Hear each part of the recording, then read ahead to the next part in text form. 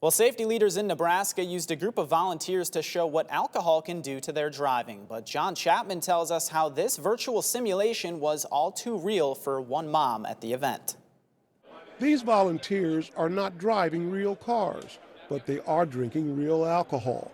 This is the Nebraska chapter of the National Safety Council and AAA Nebraska's Holiday Impaired Driving Awareness Wet Lab, a controlled setting to demonstrate how alcohol impacts driving ability and decision making.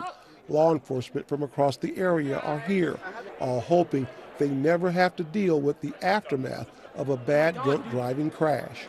Every officer in this room has that story of, a doorstep they had to walk up on and wake somebody up and deliver some of the worst news of their life. Back in October of 2018, there was a crash near Lake Cunningham Road and U.S. Highway 36. A law enforcement officer had to knock on Mary Daniels' door. He's like, "Please have a seat." And I knew. And their comment to me was there was an accident and Mr. Joseph Daniels did not make it off the scene. And I remember thinking, my son is not a mister. He's just my baby, right? 21-year-old Joseph was Mary's baby. Joseph's best friend, Tom Grice, was also in the car. Tom survived 5 days before he lost his battle. He was in a coma, multiple surgeries. And then I got the call from his mom on the 18th saying, "I've got good news and bad news."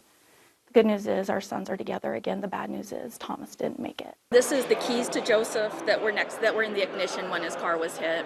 Mary is here at the demonstration, telling her story, hoping to spread the word that drinking any amount of alcohol and then driving is not okay.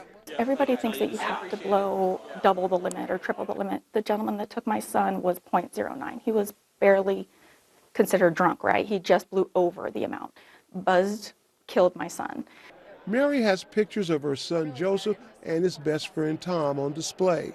She tells us it still hurts to tell her story, but she says it's a story she feels she has to tell. I don't do this for me because it doesn't bring my son back. I do this so nobody else has to sit in these shoes and say goodbye or live or think about it. It doesn't get easier.